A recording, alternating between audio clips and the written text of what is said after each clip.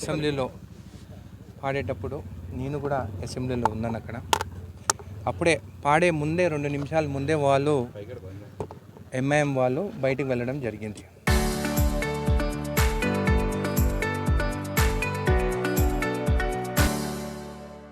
వాళ్ళు వెళ్ళేటప్పుడు జాతీయ గీతం స్టార్ట్ అయింది. ఎవరైనా కానీ దేశభక్తులు కానీ మన భారతదేశంలో మనం నడుచుకున్న బయట సడన్గా జాతీయ గీతం కానీ స్టార్ట్ చేసినా కానీ మనం అక్కనే ఆగిపోతాం.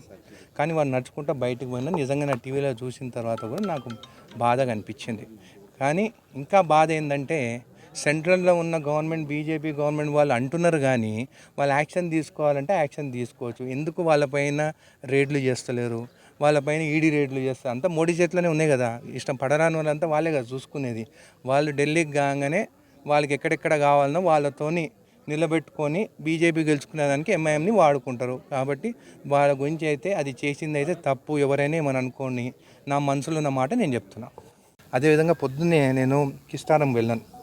కిస్టారం వెళ్తే ఇంకా మీడియా మిత్రులు మీరు కూడా ఉన్నారు, నేను కూడా వీడియో మీకు రిలీజ్ చేస్తాను. వెళ్తుంటే పక్కనే ఎస్సీ కార్పొరేషన్స్కి ఇచ్చిన ల్యాండ్లో మొత్తం అంటే చెట్లు అడ్డమునే మనం లోపల పోతే మీకు అర్థమవుతుంది. దాదాపు 50 ఎకరాల భూమి దానిక మొత్తము సుప్రీం కంపెనీ అనేవాళ్ళు, ఇంకోటి యామ్నిల్ కంపెనీ అంట, శిల్పా కంపెనీ అంట, ఈ లెదర్ ఎస్సీ కార్పొరేషన్ ల్యాండ్. అయితే ఆ మొత్తం చెత్త తీసుకొచ్చి రోజు అక్కడ డంప్ చేసి రాత్రి కాగానే మంట పెడుతున్నారు. దీనివల్ల ఆ చుట్టుపక్కల గ్రామాలకంతా పొల్యూషన్ పోతుంది. కాబట్టి వాళ్ళకి నేను హెచ్చరిస్తున్నాను. కలెక్టర్ గారు కూడా రేపు కంప్లైంట్ పంపిస్తాను. అదేవిధంగా పొల్యూషన్ బోర్డుకి కూడా మీరు కూడా ఒకసారి చూడండి ఎంత అధ్వానంగా ఎంత అన్యాయంగా అంటే ఈ ఫ్యాక్టరీ వాళ్ళు అక్కడ చేసేది.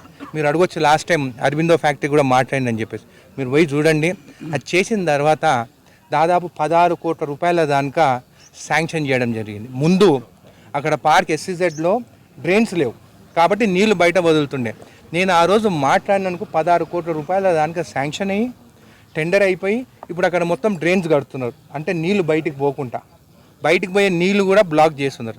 కావాలని ఎవరో పిచ్చినా కొడుకులు మాట్లాడి ఏం చేసిండు అరవిందోని ఏం చేస్తాను చెప్పి పొయ్యి ఎస్సీజెడ్లు చూడమని చెప్పు. నేను మాట్లాడడానికి 16 కోట్లు శాంక్షన్ అయినాయి అక్కడ నీళ్లు బయటికి రాకుండా.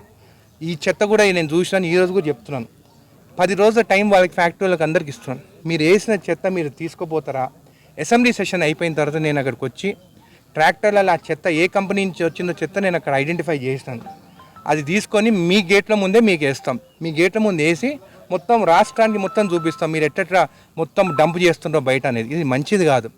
అది ఎస్సీ కార్పొరేషన్ భూమి, అది మా ఎస్సీలకు ఇచ్చిన భూమి, అది వాళ్ళ అభివృద్ధి కోసం వాళ్ళ కోసం ఇచ్చిన భూములల్లా మీరు చెత్త వేసి తగలబెడతారంటే ఊరుకునే ప్రసక్తే లేదు. 25వ తారీఖు నాడు ఎక్సైజ్ పైన డిమాండ్స్ ఉన్నాయి.